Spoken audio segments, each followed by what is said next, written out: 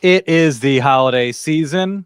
Derek texted me this morning, got me into the Christmas spirit as we started prepping for this edition of the On Friar podcast. Time to bring back the Padres Holiday Wish List. You also had your own title for this particular episode, Derek? Yes, it was Sasaki Claus. Sasaki Claus. Yeah, that's what this is all. I mean, it's Roki Sasaki again. You're gonna, if you don't like hearing about Roki Sasaki, turn this off right now. There will be other things. No, don't turn it off. Don't turn it off. Just leave it on in the background. There will be other things mentioned, but that will be, I think, a fairly decent talking point. So yeah, it's that, and make us happy, AJ. It's like when PlayStation 1 and PlayStation 2 came out around the holidays, and every single kid was hoping that there would be a PlayStation 2 sized box underneath their tree.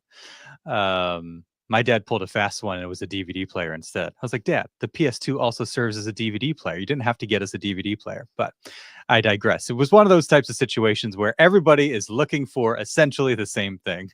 Unlike the PS2, only one person can get a Roki Sasaki under the tree, so to speak. So yeah, but this is what's crazy. This is how good this guy is. We know he can't sign until January 15th, and we're still going nuts about it. And it's still a week away from Christmas.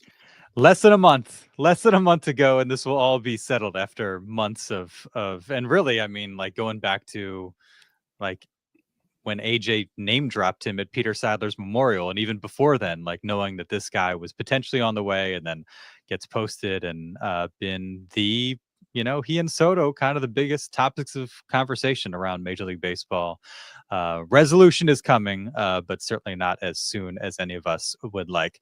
Thanks to OGs, the sponsor of the On Friar podcast. Appreciate all they do for On Friar and the NBC7 sports team. If you're looking for a great place to catch a game, have a good meal, hit up their fantastic beer list. OGs is the place to do it. If you're watching the college football playoff games, NFL, whatever night the NFL's on, Saturdays this weekend, Sundays, Mondays, Thursdays, pretty much all week. Wednesdays for Christmas. Well, yeah, exactly. There's probably going to be an NFL game on whenever you hit up OGs. So what else do we have going on? NBA, NHL, there's lots to watch. Bowl season in general. Constantly updating their menu. Like I said, a terrific beer list, great place to hang. Bunch of locations around San Diego County. So shout out to OGs. Appreciate all they do for us. Without further ado, the walk-up music.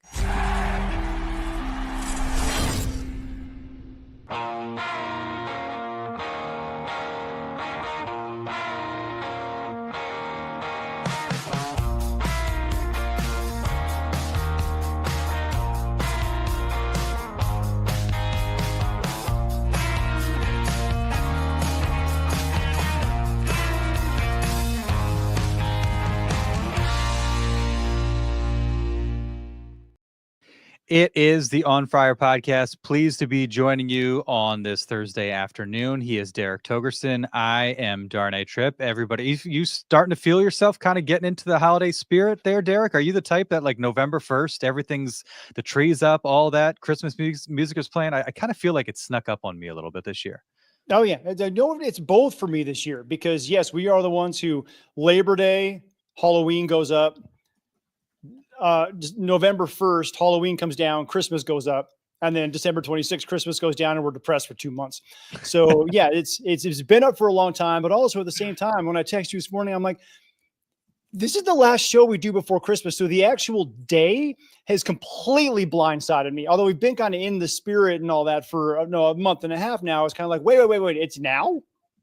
So you guys aren't the type to just kind of keep the tree and the ornaments up until into January, maybe February. Next thing you know, it's April and you still have the icicle lights dangling from the window. You're ready to move on as soon as December 26th rolls around? Yeah, done. We'll get it gone, get it clean, start looking toward the new year, start looking toward whatever the next thing is. One thing we're seriously thinking about investing is those permanent lights that go on the house. Because that would be, then you could do red and white for Valentine's Day and then green for St. Patrick's. You kind of have something that's a little festive all throughout the year and not have to just rely solely on the epicness that is Halloween and Christmas decorating. Yeah, that's a good idea. Especially for us, since we didn't get around, having two 2-year-olds is really really kicking our tails right now. And so we still have pumpkins on the porch, Derek, and we don't have any lights hanging. It's Are they been that carved? it's no, they're not. They're No, just see, sitting then there. you're fine because that's fall. That just counts as fall, so you're good. And I actually think there's going to be like a dessert or something that we make next week using some of these. They're actually baking pumpkins, so there is some use to them. So yes, the holiday season has snuck up on us, but I'm sure we'll be feeling nice and festive once next Wednesday, Tuesday. I don't even know what day it is. Rolls around. Yeah, Christmas Tuesday's on the eve, Wednesday. Wednesday's the day. There you go. Yeah. So that's where I'm at. But very much looking forward to it and always enjoy doing this episode. Especially given that we're waiting, Derek.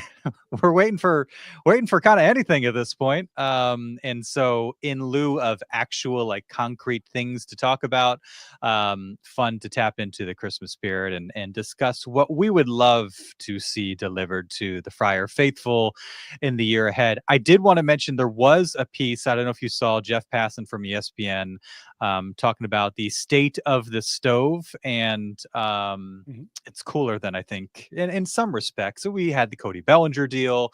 How about the Yankees? What they're doing? They're realizing life after Juan Soto. You got a lot of money to burn. It's not the worst thing. But he had a couple Padres tidbits. One, Jurickson Profar looking for a 3-year deal. Not a shocker. But he also mentioned the possibility of them perhaps looking for moves, not just Luis Arraez, but Jake Cronenworth, who is, I believe, a guy that we've mentioned in the past, with there being a paucity of infielders.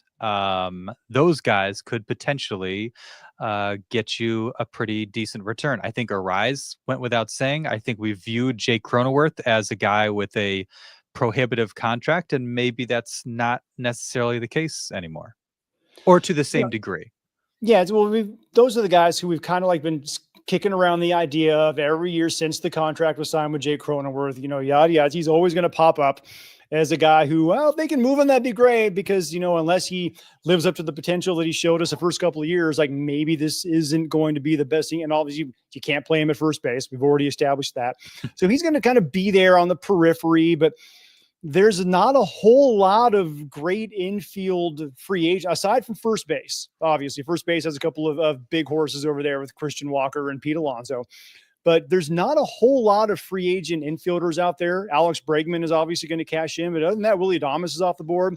So maybe people are going to start doing the same thing they're doing with the trade market for pitchers and start looking at infielders in that regard, is to find somebody to fill a hole, because free agent market's really not looking that great for guys who are on the dirt. No, not at all. And Jake is certainly useful in a variety of ways. We know what he can do across the diamond, really. Defensively, had a nicer start to the season offensively last year. Again, we're kind of going back to like 20 and 21, where you saw kind of the height of his powers offensively, and just kind of waiting for him to kind of get that back. But look, I mean, a pro's pro, great guy to have in the clubhouse, hard worker, defensive versatility. He provides a lot on 12 and change million a year, more than some teams would probably want to give him. But if you're one of these clubs where, money is not an object, you're not worried about the CBT, what have you, you obviously have control of him through 2030. If that's a good thing or a bad thing, I'll leave that up to the club. But there are aspects to Jake that would make him attractive. Jake is older than I always expect him to be. Like he's going into his 31 season. Like I'm still kind of the mind, he gets here in 2020, this young guy, but at that point he was already 25, 26 years old. And so I always have to remind myself that Jake's like a couple years older than I think he is. So he's got a youthful appearance and youthful enthusiasm. He does that. And, maybe that the lack of years in the bigs, the first part of his 20s, will allow him to extend his career because there's a little less wear on him. So an interesting possibility there. And I think the question continues to be like, okay, what can this team afford? Seems to be less than we would like and maybe we expected. And what does that mean in terms of these guys that are on these deals 10, 20 million in terms of how that might, make them more attractive, as trade pieces for AJ Preller, and potentially bringing in some pieces that would help them fill out a roster that still has some pretty significant holes. Yeah, because that's the thing, man. If you start looking at where all these free agent contracts are going, Jake all of a sudden looks like he's underpaid. Like if you put that guy on the open market right now, what would he get? Probably something similar to what he's got right now. So while the Padres had overpaid a couple of years ago, he's right in the middle of the pack right now. So it probably makes him a lot more tradable for a lot of clubs. Yeah. And I think, do we have unanimous agreement, not just the two of you, but across like the Padres fan base, that a cease trade is probably a thing that needs to happen? That's the hard one. It really is. I mean, no one wants to see a guy with that kind of stuff leave, especially not one that is well liked in the clubhouse. He fits in well with the community. He's a good dude. Everybody likes Dylan Cease, but he's also a Scott Boras client, and they've got to find a way to clear up some salary cap space to be able to. I always call it salary cap as a CBT, but whatever. Let's use that as a kind of a generic term. Yeah. But to fit in some of these guys and to fill some of the other holes on the roster. And we know he's not coming back next year. We know that if you keep Dylan Cease for this year, you keep him for the whole year, and you give him a qualifying offer, and you get a draft pick, and he goes about his merry way, and you say, thanks for everything you did for us. So it's like, does anybody want that to happen? No. But is it almost like kind of the inevitable only way you can really free up enough space with your payroll to bring in some pieces to be able to allow you to bring back a guy like Jurickson Profar, who I think is inarguably more important to this club than Dylan Cease is, from a chemistry perspective? It almost feels like it's inevitable at this point. Like where else do you go? I honestly, I've been looking at it up and down, left and right. I don't know where else you can go unless you can. Oh, here we go. Go with what I was going to go into. Rex says the problem with Jake or Xander's contracts isn't the annual salary, it's the length. If you're going to be paying them, and there will be average players years down the line. What I was going to say is if you can move Xander Bogaerts, which we have heard the Padres, willing to listen on that, because if you can move that, now you don't have to worry about Dylan Cease. Now you can keep Jurickson Profar next, and then Eric Hosmer comes off next year with $17 million, and you're in much better shape than you were before. And all about you're not hurting on guys who can play on the infield. So that's Bogaerts would be like the chef's kiss, creme de la creme. AJ, oh my God, you're a genius. How did you pull this off? Short of that, C seems like the much more likely, because it's something that everybody actually wants and will probably overpay in a trade for. Yeah, I think you hit on everything there. There's not a whole lot I would need to add. But the two big things being the amount he's going to command and the Padres' inability to probably meet that, and the amount that he would get you now. Like, those two things make it just like the most logical. Bogaerts is really, really interesting. Harder to imagine. I know you've mentioned the Nolan Arenado swap. I wonder how much the Arenado thing makes sense, just because, like, obviously they're trying to trim payroll, and so even if it's a lesser AAV than I believe what they'd be paying Bogaerts, like, it's not enough of a dip to make it worth it, I wonder. And it is just, I think it is just a bummer that we're having these conversations again.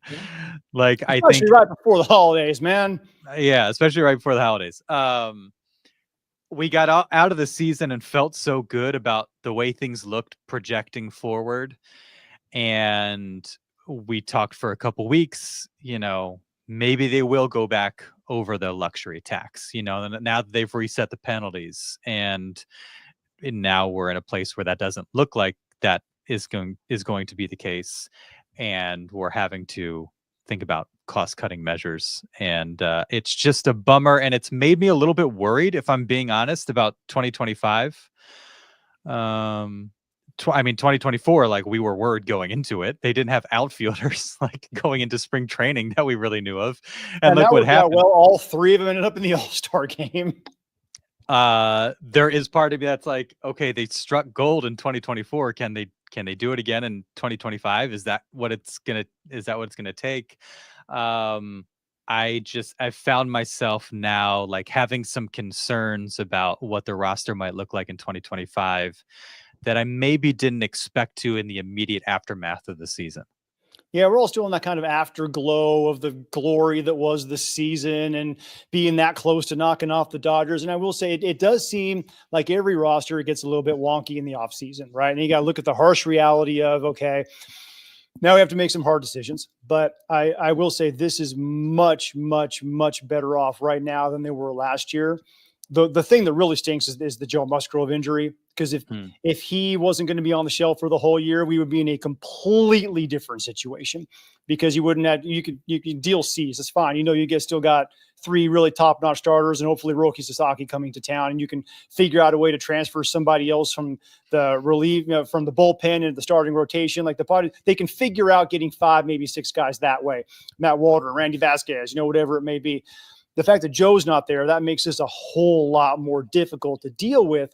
And when you look at the lineup, I think you're going to have a healthy Manny Machado the whole year. Fernando Tatis Jr. came back, I think, and at the end of the year, man, when he was getting 119-mile-an-hour exit velocities on doubles by hardly swinging the bat at all in the playoffs, I think he learned a lot about how he doesn't have to sell out for everything. You're going to have a better Fernando Tatis Jr. moving into next year. Xander Bogaerts can only go up from here. You're going to hopefully have Luis Arraez in lineup. The lineup is better now than it was up until they traded for Luis Arraez last year. So that's offensively, I think they're in a really good spot. Maybe the bench depth we have to take a look at. But I'm not so much worried about that as I am just where are we going to find enough arms? And the bullpen's much better this year, too. We know we have a lot more depth in the bullpen moving into next year. Then we were really concerned, like, well, can Daniel De Los Santos give you anything? Yeah. We don't know what's going to happen here. You got maybe one or 2 bullpen spots that are going to truly be up for grabs because Jeremiah Estrada became a thing. They still have Jason Adam. They added Brian Hoying. They've got dudes now to go along with Robert Suarez. So the bullpen's in much better shape. So overall, I'm like, yeah, you know what? There's going to be some massaging. But based on what we saw and the amount of talent and production we got last year from what we know is coming back, I'm feeling actually pretty good about this. Yeah. That's a good way to put a positive spin on that. I appreciate that. Yeah, I know what you're saying, though. I know exactly. It's just kind of like, man, it's like, why do we feel this negative about a team that just did what they just did? Like, they don't seem to really go together right now. Well, and I think it's because we don't know what pieces are going to be back. We don't know if Arraez is going to be back. We don't know if Cease is going to be back. We don't know about Jurickson Profar. Jurickson Profar is such an enormous part of their success, obviously. MLB trade rumors just put together a piece kind of spinning off of what Passan had to say. And, mentioning that it's been quiet on the Profar market to this extent. Obviously he and the Padres, are connected and there's mutual interest, which everybody would expect. It just becomes a question of like, can they find the right number, which is something we've discussed multiple times already in the last couple months since the season ended. They mentioned teams like the Blue Jays, Red Sox, Dodgers, Yankees have been connected to Teoscar Hernandez and Anthony Santander, and it stands to reason that they would at least have some interest in Profar as well. Astros, Reds, Pirates, Royals, other clubs, logical fits for corner outfielder help.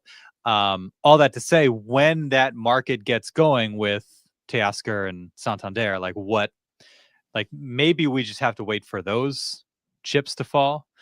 And then that will provide some clarity for Profar, what he can expect and what teams might be knocking on his door, because everybody might be, shopping for or looking for the big fish and not ready to kind of go to what may be kind of like the second tier, not to be unfair to Profar, but the second tier of the corner outfielder market. Yeah, I'm a little bit surprised actually that the outfield market has not taken off the way it was after Soto went off the board. And then I look at the fact, look at all the trades that have happened. I mean, you got guys like Kyle Tucker available who are obviously, all-star caliber players. So they're looking at all these trade options and it's naturally going to slow down the free agent market. And I'd like to think that guys like Teoscar Hernandez are not going to be having any kind of impact on the kind of contract that Jurickson Profar gets.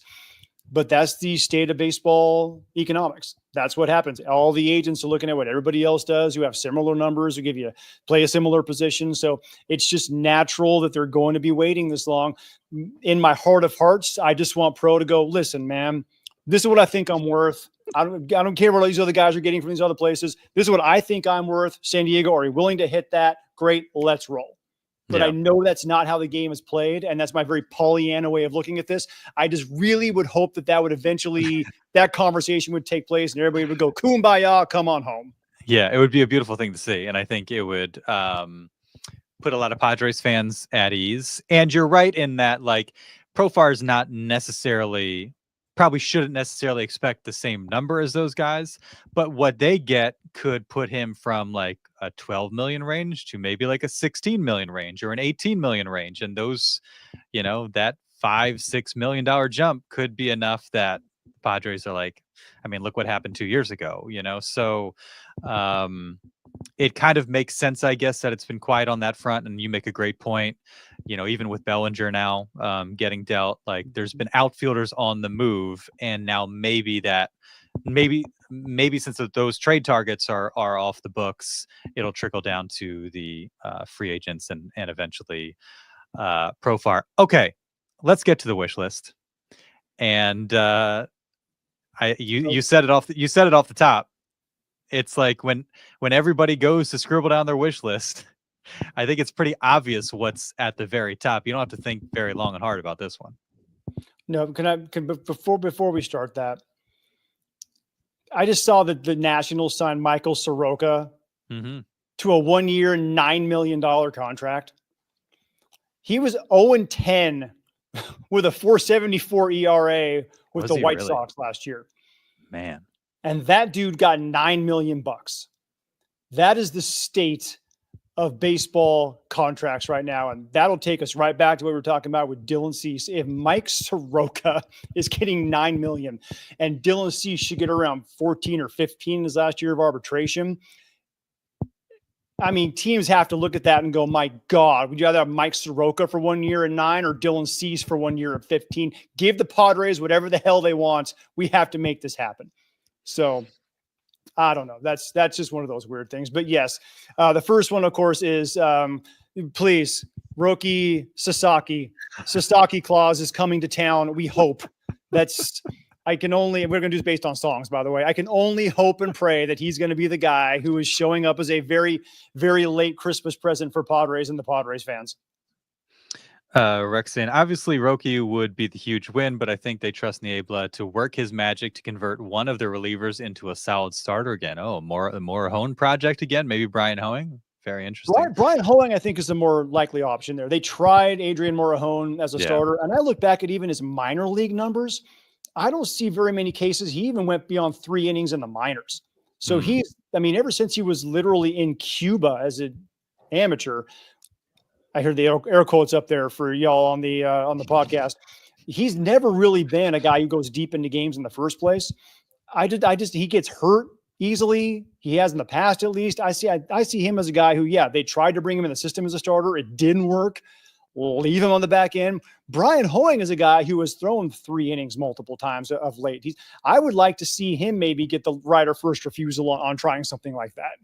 Yeah, that would make sense if the Morejon ship has kind of sailed. And that was something that AJ mentioned with Brian Hoeing when they made the trade, is the possibility of him kind of making that transition. So it would stand to reason that would be the case. And that's something that we would hear about during the spring. And if you are watching live on YouTube, by all means, get in the chat. Let us know what's on your Padres holiday wish list, and we will absolutely include it on this episode. I don't know what to say about Roki that hasn't already been said on this podcast. There was a recent, I don't know who did it for ESPN, they did their predictions of who will go where, and they pegged the Padres for Roki Sasaki. So, hey, that's encouraging. We found out this week that the Yankees are going to be hosting him. Brian Cashman said that. This was the week where last week Joe Wolf said they hope to, I think, have visits set up for this week. We haven't heard a whole lot. So either they're doing a really good job of keeping it on the hush, or for some reason that process is slow to get started, because it sounded like Sasaki would be home for the holidays. So we'll see with all that. But yes, it is, again, it is this year's version of the PlayStation. I want the PlayStation. I need the new edition of Madden, all that. Like, that's Roki Sasaki. It's like the one thing that you feel like the holiday season hinges on you getting that gift. The off season hinges on the Padres getting Roki Sasaki, and you'll be miserable and hate your parents for a year if it doesn't happen. Absolutely. And then you'll be really worried because you're like, what am I going to do with my time? I want to play these games. I want to get on the sticks. I don't know where to do that. But like, I have to go outside. I have to go outside. I don't want to go outside. It's cold outside when you're not in San Diego. There's also the possibility of like little Davy down the street who you kind of hate, and his parents have a whole lot of money, and he's probably going to get the PlayStation 2 and a whole lot of games, and that's going to make you angry. And that is obviously the case with the Dodgers in this respect. And then you got to act like you like him and try and be friends. And then eventually that's going to lead to a fight because he's going to say something stupid while you're playing because he's inherently an idiot. But you have to act like he's not. And then you can't only put up with that idiocy for I'm not speaking from personal experience here whatsoever, by the way. No, clearly not.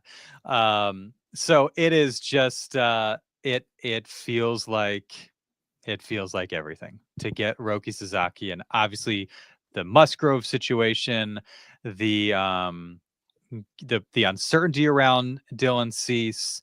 It's you just need this guy. You need this guy more than you've needed many, if not any guys in recent Padres history in terms of like players that have been kind of rumored and speculated about. There's just a different level of urgency with Roki Sasaki. And so like you could almost get the wish list and just write Roki on it and mail it into Santa, and like whatever else is under the tree, like that's fine. Perfect example of that for me. Christmas of 99, ninth grade. We were moving. And we're moving to a house that had a driveway. We'd never had a driveway. And this driveway was perfect for a basketball hoop. Never had a basketball hoop.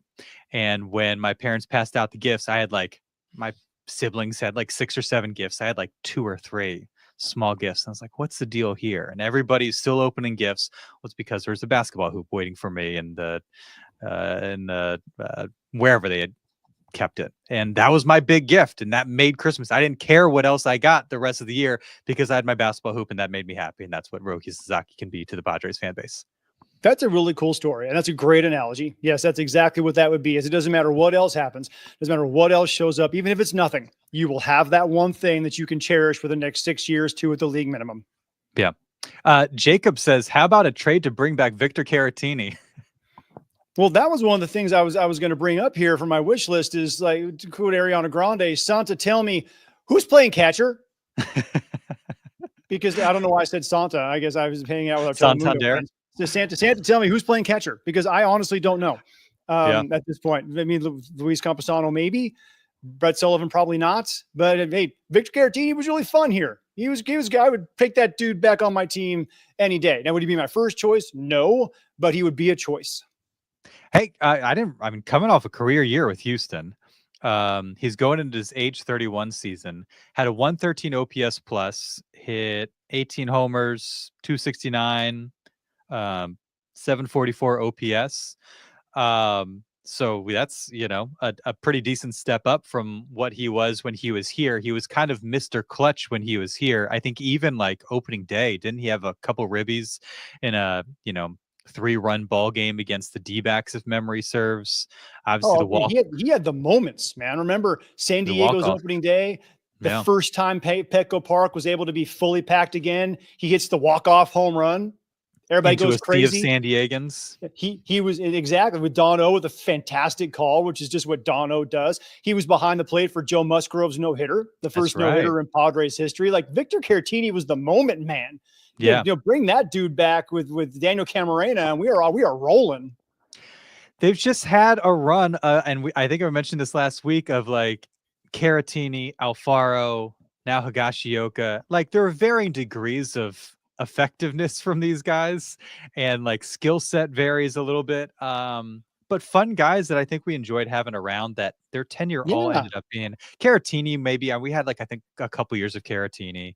But that was mostly during one of those during COVID. So we really, Yeah. didn't get to be around him all that much. Yeah, and as Jacob mentions, we'd be bringing back Yu's personal catcher. We were all worried when we found out that they might be trading Victor Caratini. Like, how's Yu Darvish going to handle this? So, He handled it just fine. Fine. He's He's a professional. But yeah, that would be really good for him to have him back. What's next on your list? Hark the Herald Angels sing. AJ, extend Michael King. Come on. What are we doing here? I mean, this is a dude who, and we talked about this last podcast, Darnay. This is a guy who deserves an extension. This is a guy who you can get now for a much cheaper price. You're going to have to pay him at the end of the season. He loves it here. We love him here. He's just a great addition to this club. It's just do all you can to try and get this guy a contract extension, which might actually end up saving you some money in the long run. It's give him a couple opt-outs after year 2, whatever it is. This is a dude who I really, really, really want to have around here. Yeah.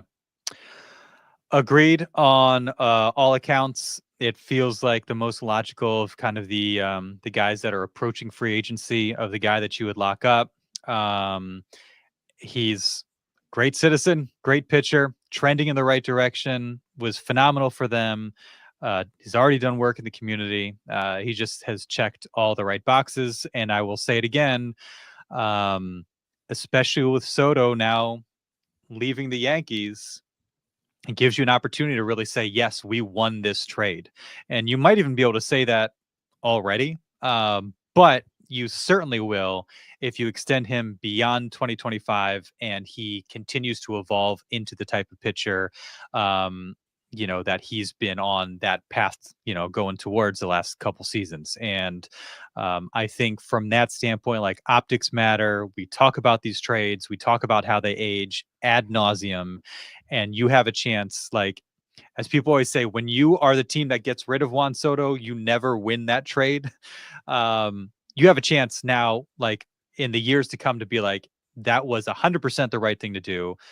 Look at the season the Padres had after they got rid of him. Sure, the Yankees went to the World Series. It worked out for both parties. 1 year with the Yankees. What do the guys that the Padres get in return end up contributing? Hopefully Randy Vasquez continues to merge. Hopefully Johnny Brito becomes a starter and takes another step forward. Would have loved if Higgy was still around, but Michael King being the centerpiece of that trade, if you can strike a deal with him, keep him around, the personality, like clubhouse guy, the talent, all there, that will make that trade really, really good and firm up an area that always seems to be in flux, I think, for a lot of teams. But like the Padres, year in, year out, like, how are you going to fill out the rotation? How are you going to fill out the rotation? That becomes a much, much bigger question if you aren't able to keep Michael King around past 2025. Yeah, I completely agreed. He's a dude who's, plus, as we've talked about, man, I think he's a low injury risk. He's not one of those super high velo kind of guys. Seems to have really good control of the sweeper. It's changeup is a real weapon. Changeup is one of the less strenuous pitches on the arm. So he's a guy I think can be successful and be effective for a very long time. This is one, and I'm going to try and take a page out of your book. You're better at this than I am. But how about Luis Navidad? As in, yes, Luis well done. Robert.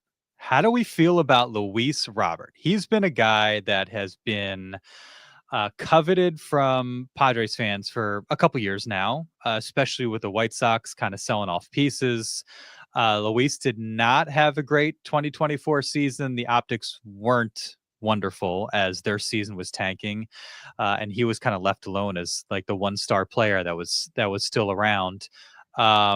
15 million. Let me double check this, but I believe it's 15 million this year with a couple $20 million options. Club options, yes. Club options, very important to mention. Club options for 26 and 27. You mentioned as prices go up, suddenly if you have Luis Robert at like the peak of his abilities, 15 million is nothing. Now this probably means you are shedding a Luis Ariz. So you're getting rid of like the consistency of Luis Ariz with the ceiling of a Luis Robert and the ability of a Luis Robert.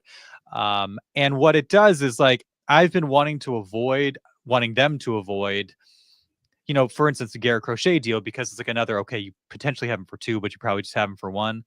With Robert, like, you potentially have him for 3. You have some control there. And if 2025 is a disaster and he's just not that guy, then you can cut bait after 1 season and move on. And so it's an interesting possibility there. Like, what a trade looks like, I don't necessarily know, but I'm warmed up to it now a little bit more. The idea of buying low on a guy like that than I have been in the past. I like where you're going with that. I thought you were going to say Luis Ariz as the Luis Navidad, but this one's actually a little bit more intriguing to talk about, because the ability has always been off the charts. The production hasn't always matched it. If you look at his numbers, you kind of go, how is a dude this talented playing like this? And I think it might be as simple as, well, he's been with the White Sox, where it's very difficult to get up and ready to go every day when you know you're going to lose 100 games. Like it's hard to go out and compete in a situation like that. So that's your classic change of scenery kind of guy, where he needs to get the heck off the South Side so he can be in a situation and an environment that might actually be winning, to unlock all the tools that he has. Now, is that the case? Maybe. Is he one of those guys who just has all this talent? And we saw Ruben Rivera here in San Diego for God knows how many years, and it was way too long. A guy who has all the talent on the planet, but couldn't figure it out. Yeah. So we don't want another one of those types of situations. I don't think that's the case with Luis Robert, but when you have a guy with those kind of skills that don't match the kind of numbers, you kind of look at it and go, what's going on here? Mm-hmm. Yeah. Next on your list? We'll go stay in the outfield. You listen to Aretha Franklin ever? Of course. I'm a big Aretha Franklin guy. How about Kissing by the Mistletoe-Nailus? I want to see Tirso Ornelas, man. This dude has really come on. We've been talking about him since he was 16 as one of these prospects in the Padres system. That was in 2016. The Tijuana native. He has last year in that showcase game against the prospects showcase against the Mariners, hit 2 bombs and then tore apart AAA. He's playing really well in the Mexican Winter League right now. He's only 24 years old, just turned either about to turn or just turned 25. I think this might finally be the time that this dude has arrived. Mid-season, the Padres put him on the 40-man roster. They thought, if we have to go any deeper into our outfield, we're going to bring this dude up. I'm hoping he gets a legitimate shot to come in and win a roster spot and show everybody the talent that the dude definitely has.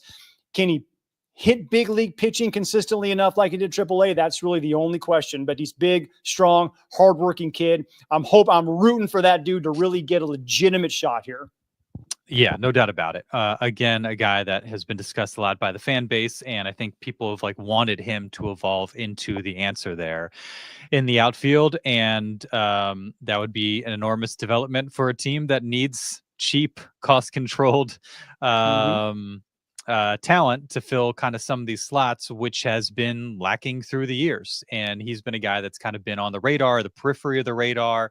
There's been so many big name prospects that his name just doesn't get brought up quite as much. And now that the system's a little bit thinner and you're looking at 2 guys and then a bunch of others, Tirso's probably at the top of the list when it comes to, or close to the top of the list when it comes to the bunch of others. And as you mentioned, that's at a position that they're going to have to address. And, last year we went into spring training okay, Profar, and then there's all these young guys like Merrill and Graham Pauley and Jacob Marcy, and hopefully one of them pops. Obviously, it happened with Merrill. It would be fun to see Tirso get that opportunity and seize that opportunity this year. Yeah, that would be cool. Plus, again, one of those, guy who's been in the system for a long time, homegrown. We always love homegrown talent. So that would be really cool to see him finally get that. I'm going to go with, and I'm making this up on the fly, this song, which I'm not a fan of, Do They Know It's Christmas? I'm going to say, Do They Know It's Bogarts? Can he finally remind all of us who he is and be that guy? That contract, as we've discussed, is an albatross, and it's one that it's AJ Preller's own doing, and now he's having to kind of navigate it. But with 1 season of an 840 OPS, all-star, 20 home runs, consistent production at the plate month to month, you're not sweating it quite as much anymore. And It's almost like, those Christmas movies where like a kid is waiting for his dad to come home around the holidays, or he's worried that he's going to have to be off away at work or something like that. Like, you love the guy. He's a good guy. He works hard. He tries hard. He wants to do the right thing. But work is difficult. Work is hard and it has certain demands. And sometimes it keeps you from being there for the people that love you the way you want to be. Feels like Xander Bogaerts. Like, what a likable guy. He wears it. This stuff means something to him. He's a pro, right attitude, works, all that. Just, work is hard sometimes. And it would be just massive. And like, this year was this year because of the leap that Jurickson Profar took. They needed guys to kind of come out of nowhere and be all-stars, perform at an incredibly high level. This wouldn't necessarily be out of nowhere for Xander Bogaerts, but if Profar takes a step back, if Merrill has some sophomore struggles, whatever the case may be, if you have Xander booing that and playing at Boston Red Sox perennial all-star Xander Bogaerts level, then that could make up for some of the potential, ebbs and flows that come year to year and month to month, of course, of the baseball season. I like it. I like that. That would be great. And we're all rooting for that for Xander too. I mean, we know him, we talk to him. He's always front and center. He is always answering all the questions, even if he doesn't want to, particularly if he had a terrible day, he will level with you. Like, he owns all the stuff and he understands all the weight that is put on his shoulders, and he's trying to live up to that contract. So that would be awesome. That would just be awesome. Yeah. Who you got? All right. We got to add another starting pitcher here, right? And we love it when local kids come home. Auld Lang signed Trevor Williams to a contract, right? The Rancho Bernardo High School kid.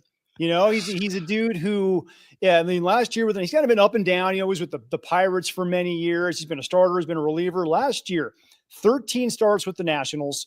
How about a 2.03 ERA through 66 and 2/3 innings? Struck out 59, only walked 18. Like, he really, I think, figured something out last year. So I think he's a guy you can get and come in here to fill out the back end of your rotation for not a whole lot of cash. Dude is a veteran guy. Plus, he's done a bunch of stuff off the field. I mean, his Project 40, man, I don't want to get the number wrong here. Project 44, I believe. Am I looking that up for me real quick? That helps out kids in the community wherever he is. Like, he's a great off the field guy. And I should have looked that up before I started talking about this. But Project 34. Pardon me? Project 34. Project 34. Thank you. Project 34. He's a great dude. He does a ton of great work. And I think he's really figured something out later in his career to be a really effective starting pitcher. And if he's your 5th or 6th starter, if they do go 6 starters, if they bring in a Roki Sasaki, you can do a whole lot worse than having that dude in here. Love to see that guy come back home. And they've done well with some of these guys, Michael Wacha being a great example. Yeah, you didn't know where he was in his career, and they started kind of getting some things figured out. Wacha started to get some stuff figured out, and then had a fantastic season, and now really good couple years. And so he would be another example of that. Just get him with Ruben.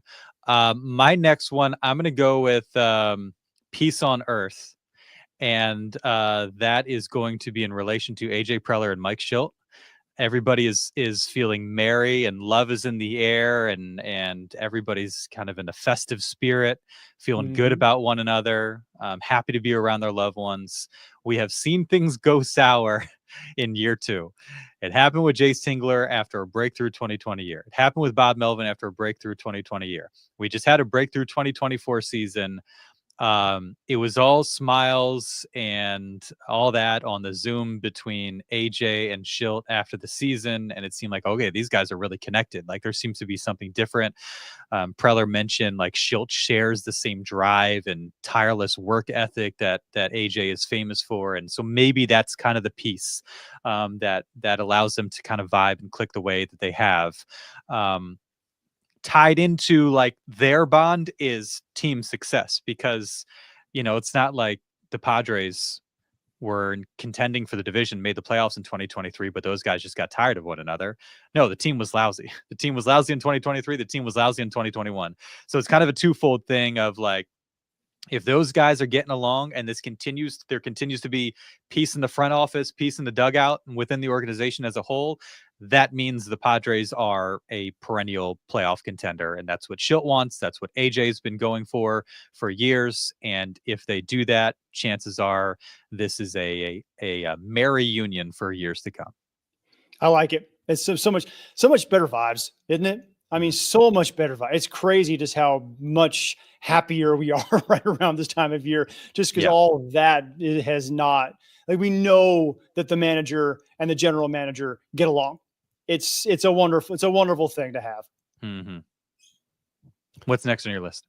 All right, I'll go a little Elvis here. I'll have a Bueller Christmas if they don't sign Walker Bueller. I mean, dude, listen, like, get the guy who has been tormenting you, a needle in your haystack for the last 5, 6, however many years, taken from the Dodgers. He still needs another year to prove that what he showed in the postseason is going to be able to do for an entire season. Probably going to be on like a 1-year, $10 million or so, prove it kind of contract. That guy's worth it. Go out and grab that dude, bring him down here, put him in your rotation, let him shove it up the you-know-what of his old team for not bringing him back for a little while. That would make me smile. That would make me really smile, because that dude's going to be motivated, and oh, by the way, he's talented as all get out. Yeah. The according to Spotrac, the market value 1 year, $3.8 million. For Walker Bueller? I was like, that seems that's low compared. I don't know what their they have their comps, but did they see that Mike Soroka signed for $9 million? That doesn't quite seem right, man. If that were actually the case, then suddenly that's super promising, but I'm not super optimistic that's disrespectful for a guy with his pedigree. It really is.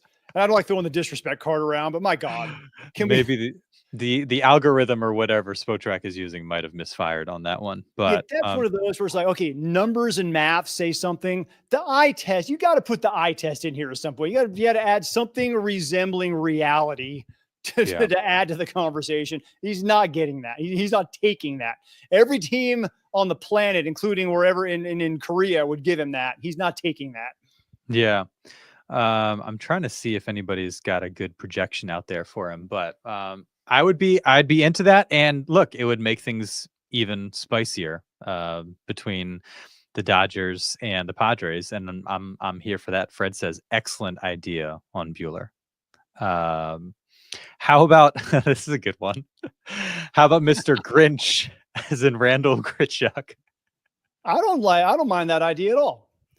We need bench pieces, right? He's a veteran guy. Come in here, do his thing. Randall Grichuk will always be the answer to a trivia question. It's who was the first player the Angels took in the draft right ahead of Mike Trout? It's Randall Grichuk, because the Angels had 2 picks that year, and they were back to back. And Randall Grichuk was actually the guy taken immediately before Mike Trout, which I always thought was kind of interesting. 140 OPS plus this year. 12 homers, hit 299 with an 875 OPS in 106 games. So it's a good bench bat, good veteran guy. I don't know him. I don't know him, his personality at all, but he seems like a dude who obviously he keeps getting jobs around Major League Baseball. People want him around. Yeah. Let's see. And Jacob, that's awesome. You putting the Grinch in there. Well done. I didn't have there you go. A good platoon bat to throw in there with Tirso. Left-right combo. I don't have a good song to go along with this one, but you could probably think of one because you're quicker than I am. But Fernando Tatis Jr. being like MVP level Fernando Tatis Jr. This is kind of like, this isn't a deep cut. This is kind of an obvious, like, of course, this is what anybody would want. Maybe just better health for Fernando Tatis Jr. Because even last year when we saw him come into his own again, dealing with a leg injury, there's been so many through the years that have just kind of stunted his progress, and you feel like 2 steps forward, 1 step back, or in some cases 1 step forward, 2 steps back.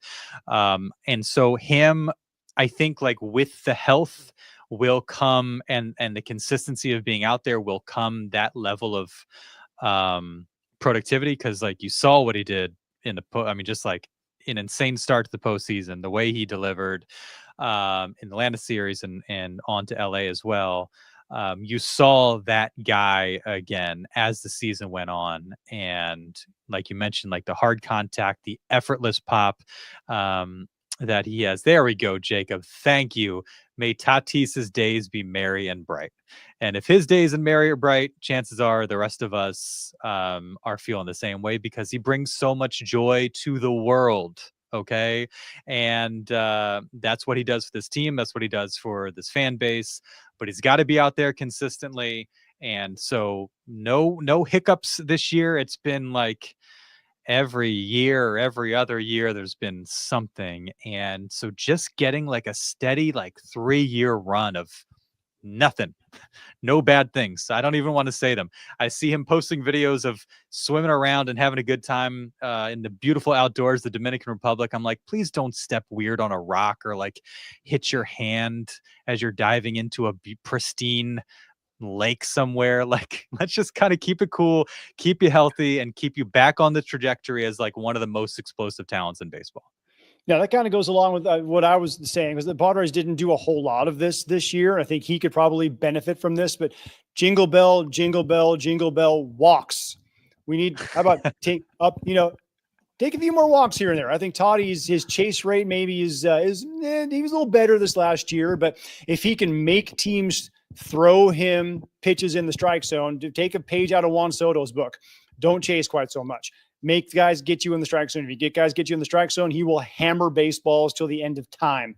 This the slider away is what I'm thinking of, man. He starts feeling himself, starts getting a little bit out of the strike. Like, I can hit everything. They start flipping him that slider away, and he can't lay off because he thinks he can hit everything at any time, which usually he can. But if he starts spitting on that pitch, takes a few more walks, it opens up every other part of his game. Yeah, for sure. What you got next?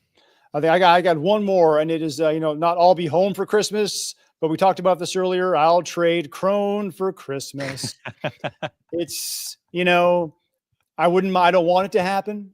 I don't want it not to happen. I would not advocate for it per se, but I wouldn't be mad if something did go down where Jake Cronenworth was sent somewhere for a couple of pieces that can be used in other spots on the diamond. Opens again, puts Xander Bogaerts at second base. You got to figure out the shortstop spot, but obviously the Padres have 42 shortstops. They can figure that part out. It's not going to be all that difficult. So that's where I landed there. I would do it. I see that they're talking about it. I'm okay with it. Hate to see the guy go, but it's not one of those now, like maybe a couple of years ago, where it's like, how can you think about trading that? It's okay to trade that guy now. Yeah. Yeah, I mean, you're right. I mean, it's with a lot of these deals, it's like nobody wants to get rid of Luis Ariz. Nobody wants to get rid of Dylan Cease. And, I don't think that's the case with Jake Cronenworth either. And, part of it might be just kind of the frustration of him maybe not living up to the contract that he was given a couple years ago. But every year, it's just nature of the business conversations with the San Diego Padres year in and year out. And, seemingly gone to the days where they can just be super aggressive and do whatever they want and hand out money and it's all going to be good. They're having to make a lot of business decisions. And that's one that, like Bogaerts, couldn't have necessarily imagined in the past, but wouldn't. It would be less of a shock now. And, you could certainly understand from a cost-cutting measure and the offensive production, it's not something that you're probably going to have a really tough time replacing, sadly. Right. Position flexibility, you will have a tough time placing. Yes. General vibe in the clubhouse, guy who comes up with a lot of big hits for this club, you will have difficulty replacing. The general, if you're talking about up and down 162 game season, you can find someone who can do that for cheaper. Yeah. What about, we'll end on Away in a Manger, and we'll talk about Leo DeVries and Ethan Salas. They're off in their other place, and we just want them to be happy and healthy and have a great year and continue to look promising and potentially like saviors of the franchise. Whenever that time comes, that would be great. Maybe late 2025 for an Ethan Salas, but they're going to be off in their own place. And for Salas, not a super impressive year statistically speaking, but as you like to point out, when you consider the age of these guys and where they are playing in the minor leagues, it's certainly no case for alarms. But it is really fun when you hear about these guys and the highlights are on Twitter of them just tearing it up in the minors. And I think it would make everybody feel nice and jolly if that were the case for both of them in 2025. And you heard them kind of knocking on the door a little bit, like the Abrams and the Merrills and the Gores of the world in previous years. I like that a lot because they're kids, man. They really are. They really are kids. Technically, they're adults because they've reached 18, but they're kids. They're so young in their career. Let them be kids. Let them keep learning at their own pace. Let them be them. And then when they're ready, as I'll quote AJ Preller again, they'll tell you when they're ready. The good ones tend to come quick, and the prospect, the player tells you when they're ready to come up. Guys like that with that kind of talent, they will let you know. Yeah, without question. Let me throw one more at you here. The Dodgers got run over by a reindeer. That would just be funny. That's a great way to end the episode. This was a lot of fun, Derek. Yeah, nice job on those, dude. You brought your A game on this one. I like that. Well, my A game is like your C- game, so I'm just trying to catch up to you. You're solid B. Solid. B. You set the bar high, and want to say that one last time. What was your last one? Oh, the Dodgers got run over by a reindeer. There we go. Thanks as always, everybody, and we will catch you next week. Probably not before the holiday. We'll see what next week looks like with the holidays and all that, but I would love an opportunity to do a bonus episode. Yeah, especially if it's one that's emergency like really good. pod of some sort. Jacob says, awesome. I think that's everybody's favorite. Dodgers got run over by a reindeer. Thanks, everybody. Hats off to you, Derek. Appreciate everybody watching, listening, and have a wonderful, wonderful Christmas and a holiday season. Happy holidays, everybody.